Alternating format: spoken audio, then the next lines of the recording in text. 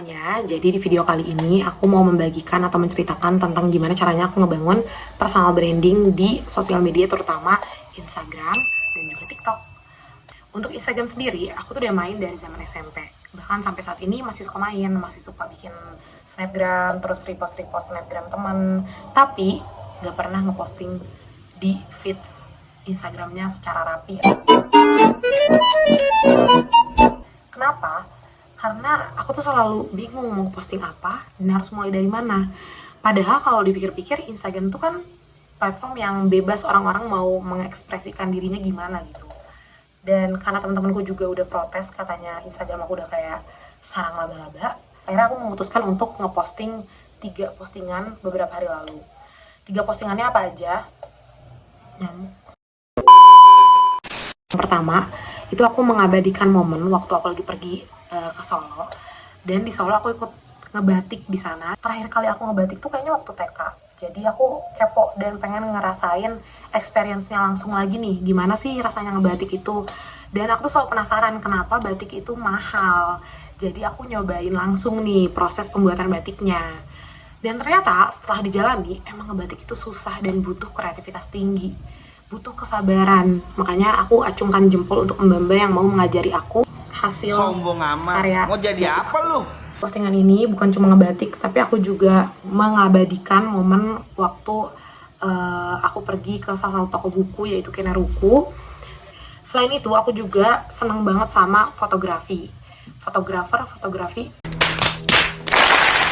Ya, pokoknya moto. Aku lebih senang moto dibanding di foto.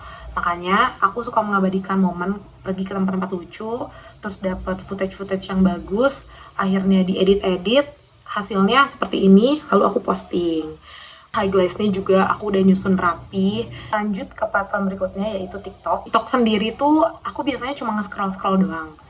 Tapi tiba-tiba terinspirasi untuk bikin video dan diposting ke TikTok. Karena aku bukan cuma hobi moto, tapi hobi juga masak. Akhirnya aku membagikan video ketika aku masak. Tapi kemarin aku bikin 2 postingan, yaitu postingan ngebuat dessert dan juga pasta.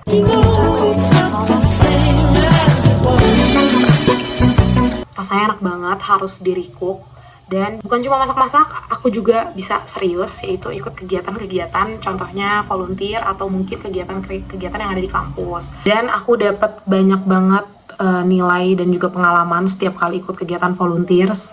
Dapat teman baru juga, terus dapat insight yang benar-benar bisa aku pakai. Juga aku kadang suka pergi main-main sama temen atau bareng keluarga, hangout keluar. Itu juga suka bikin video-video random, terus aku edit dan aku abadikan juga di TikTok.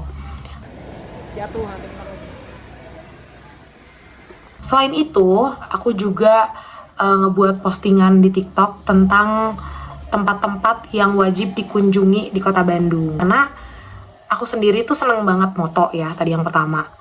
Terus untuk foto sendiri, itu kita perlu tempat yang emang proper buat diambil fotonya.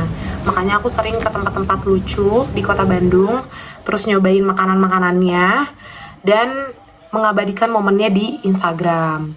Sebenarnya ada alasan lain kenapa aku sering ke tempat-tempat lucu di kota Bandung. FOMO itu berawal dari rasa penasaran yang tinggi tentang gimana tempat ini tuh bisa viral banget dan booming banget. Apa gitu yang ngebuat mereka viral dan unik di mata orang-orang. Makanya aku pergi ke tempat itu, terus aku cobain secara langsung, terus aku tahu nih dari mana titik nilai yang ngebuat mereka bisa viral dan ngebuat mereka booming banget. Karena buat aku, bisnis F&B tuh susah banget untuk dipertahanin. Makanya kadang tempat-tempat viral di Bandung ini tuh cuman bisa bertahan selama beberapa lama, dan itu jadi hal yang menarik banget buat aku cari tahu gitu. Lanjut ke platform yang lebih serius buat memperkenalkan diri nih, yaitu LinkedIn. Di LinkedIn aku baru akhir-akhir ini update juga, karena belum begitu banyak pengalaman yang mau aku bagikan. Yang pertama itu adalah kegiatan penelitian bareng sama dosen dari FEB, yaitu Pak Pras dan juga Pak Fikri. Dan aku nggak sendirian, alias ditemenin sama temanku yaitu Farin dan juga Malika untuk ikut publish jurnal dan juga pembuatan berita acara terkait penelitian AI yang berkolaborasi bersama dengan Universitas Pasin. Lalu setelah itu aku ikut kegiatan dari Hima Adis, yaitu Ekstaf, program kerjanya Ekstaf, yaitu Charity Action 12. Karena aku tertarik dengan MSDM atau Manajemen Sumber Daya Manusia, akhirnya aku ikutan di bagian Humas atau Public Relation. Ini dia momen-momen yang aku lakukan selama kegiatan di Desa Santosa. Super seru banget, dapet insight dan juga output yang berarti banget buat pengalaman-pengalaman berikutnya. Dan setelah keluar dari program kegiatan Charity Action ini, aku mulai sadar kalau emang bidang aku yang aku minati itu adalah di bagian MSDM atau sumber daya manusia. Jadi aku ikut company visit ke Yakult, terus juga aku ikut company visit ke Diskominfo yang dilakukan bersama dengan Perhumas Kota Bandung, sehingga aku dapat juga ilmu-ilmu baru terkait gimana sih sistem kerja humas di pemerintahan dan lain sebagainya. Nah, jadi menurut aku personal branding tuh penting banget di zaman sekarang. Karena kebanyakan orang juga kalau belum ketemu real life, itu mereka bakal riset dulu sosial medianya. Tapi balik lagi, gak cuma personal branding yang bagus, tapi harus diimplementasikan secara langsung juga di dunia nyata. Makanya mulai sekarang aku berusaha untuk meyakinkan diri, memberanikan diri untuk update-update lagi di sosial media, LinkedIn juga terutama, supaya lebih percaya diri lagi, lebih aktif lagi, terutama dalam membangun personal branding di sosial media dan juga LinkedIn. Sekian dari aku. Wassalamualaikum warahmatullahi wabarakatuh. Dadah.